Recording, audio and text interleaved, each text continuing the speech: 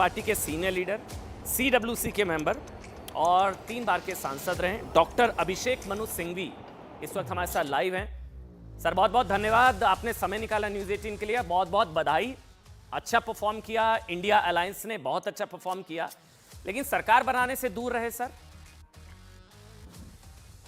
निश्चित रूप से अगर अभी के आंकड़े रहते हैं और जैसे आज की स्थिति है तो निश्चित रूप से, और मैं आपको सूचना दे दूं कि मैंने आज नहीं कल शाम को बधाई दी थी माननीय मोदी जी को और बीजेपी को, और ये कहा था कि संभवतः, और संभवतः ऑपरेटिव वर्ड है, 1-2 दिन में वो सरकार बनाएंगे। इसमें क्या छुपाने की क्या बात है।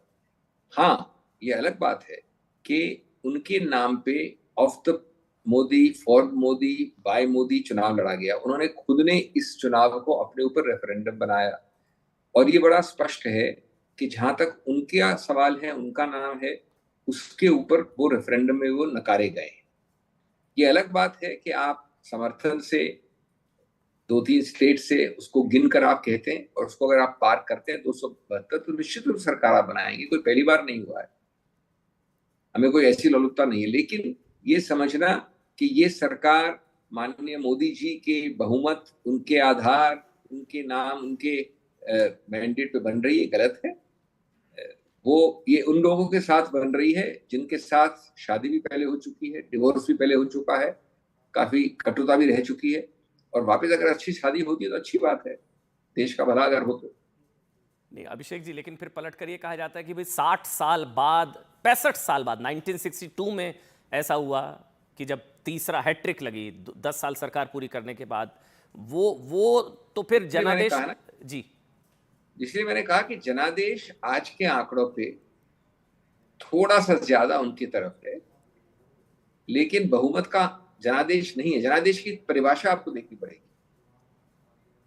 240 के आसपास अगर लोग हों और आप उस कैटेगरी में आते हैं जहां पर non NDA, non India alliance वाले लोगों का आप समर्थन लेते हैं, तो ठीक है, सरकार तो आप बना सकते हैं, सरकार में तो नंबर चाहिए, लेकिन जनादेश उसको कहना उस हिसाब से सही नहीं होगा। लेकिन मैं वापस दोहराता हूं कि अगर वो सरकार बनाते हैं, आज कल में मालूम हो जाएगा, परसों तक, तो बिल्कुल पूरी बधाई है, हम पूरी तरह से सहयोग करेंगे, पूरी तरह से उनका समर्थन करेंगे अच्छी चीजों के लिए। लेकिन एक बात स्पष्ट है, जो जो चीजों जिनके लिए मोदी जी खड़े होते हैं उनको नकारा भी गया है। एक अहंकार और इनविंसिबिलिटी का इंटरसेक्शन कभी 75 साल में नहीं देखा आपने।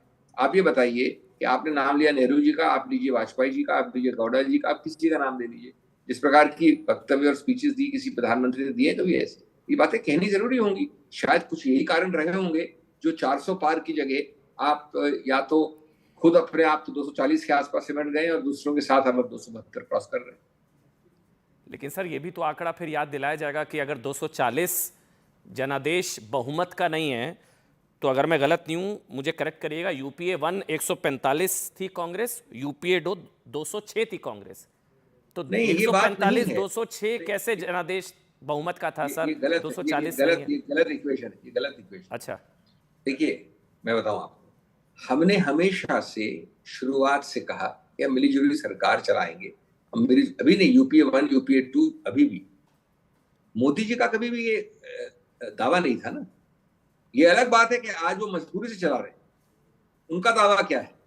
उनका दावा है कि मैं अकेला 370, वो 20-30 तो ऊपर के 30 तो सिर्फ एक सुपरफ्लोस है ना, वो तो डेकोरेटिव है, उनको लेके 400 से आगे। अब मैं उसकी बात कर रहा हूं। हमने तो कभी यूपीए 1 में भी, यूपीए 2 में भी कभी ऐसे दावे नहीं किए कि हमारे पास इतना जनादेश है कि हम अकेले सरकार चलाएंगे। तो मैं उस कॉन्टेक्स्ट, उस संदर्भ में देखने की बात है। लेकिन निश्चित रूप से कानून में, संविधान में माननीय राष्ट्रपति के समक्ष ओवरऑल नंबर गिना जाता है, और ये भी बात सही है कि सौभाग्यवश नीतीश जी और नायडू जी दोनों चुनाव के पहले पूर्व घोषित गठबंधन है। बिल्कुल, तो इसलिए उस पर कोई डाउट नहीं है। मैं नहीं समझता कोई कह रहा है ये गलत प्रचार है कि हम कह रहे हैं कि उनके पास उस हिसाब से जनादेश नहीं है। हम कह रहे हैं जनादेश दूसरी तरह, जो मैंने समझाया। नहीं, लेकिन जो कहा जा रहा है मैं उस पर भी सवाल पूछ लेता हूं। आज ही मल्लिकार्जुन खड़गे जी ने, जयराम रमेश जी ने कहा this is mandate against Modi, और ये जनादेश को पलटने की चाल है जिस तरह से सरकार बनाई जा रही है। ये कैसे सर, और ये मोदी की देखिए, नैतिक हार कैसे? जी मैं पहले बात से मैं बिल्कुल सहमत हूं, वही तो मैंने भी कहा। आप देखिए, आप संदर्भ देखिए, आप पूरे अभी से नहीं, 2014 से और 19 से तो निश्चित रूप से आपका दावा क्या है, आपकी आइडेंटिटी क्या है, आपकी पहचान क्या है। मैं, आई आई मी, सिर्फ ये है।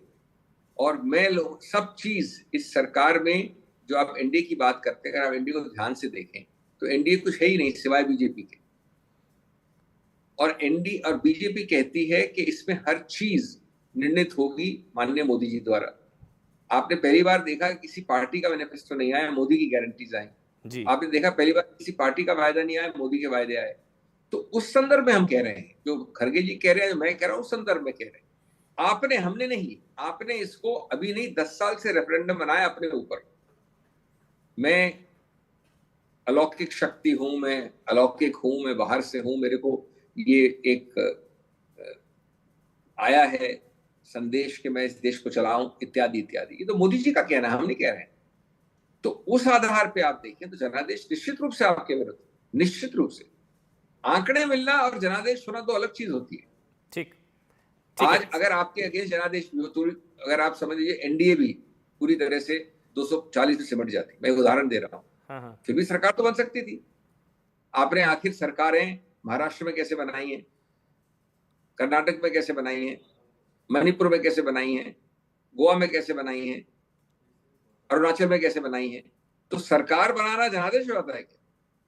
आज ये बात जरूर है कि जब तक चाहे कैबिनेट में, चाहे स्पीकरशिप में, चाहे स्पेशल पैकेज में सहमति है तो सरकार बनेगी। सर, लेकिन फिर कब तक एक सवाल चलेगी, कब तक आपकी सहमति इजाजत रहेगी, से, ये सवाल से भी ये, चलिए अगर ये आप मानते हैं कि मोदी के खिलाफ है जनादेश, मोदी के खिलाफ, एनडीए नहीं मोदी के खिलाफ, तो ये जनादेश तो इंडिया के पक्ष में भी उस तरह से नहीं है फिर, क्योंकि बिल्कुल नहीं है। यस मानते हैं, मैं मानता हूं इंडिया के पक्ष में नहीं। इसीलिए जो बीच की पार्टीज हैं, चाहे उनको आप नायडू कह लीजिए, नीतीश कह लीजिए, कई और ऐसे फ्लोटर्स हैं, ऐसा नहीं, 2-2 4-4 सीट वाले भी हैं, वाईएसआरपी भी है जो हार गए हैं बुरी तरह से, और भी हैं। तो कहीं ना कहीं वो भी बीच में गिनती के काबिल है। जी जनादेश उस तरह से नहीं है जो आपने देखा है। हाँ, आंकड़े बन जाते हैं तो सरकार बनाएंगे। और मैं बधाई दे रहा हूं, पहले से कल दी मैंने बधाई, जी औपचारिक रूप से 5 चैनल भी दी मैंने। जी जी। और एक बस आखिरी सवाल, इंडिया गठबंधन की परफॉर्मेंस को आप किस तरह से देखते हैं पैन इंडिया? बहुत ही, देखिए, इंडिया गठबंधन की परफॉर्मेंस जबरदस्त, जबरदस्ती मैं कहूंगा मिरेक्युलस रही है। मैं बताऊं आपको क्यों। जी सिर्फ आंकड़े की बात नहीं है। आप कहेंगे कैसे रही मिरेक्युलस, अरे भाई 240 पे से बढ़ गए, 230 पे से बढ़ गए, कांग्रेस 99 में से बढ़ गई, इत्यादि इत्यादि। पहली बात आप जो भूल जाते हैं कि रिसोर्सेस इस देश में 1 वर्सेस 50 नहीं तो 1 वर्सेस 100 के रेशो में चल रहा है।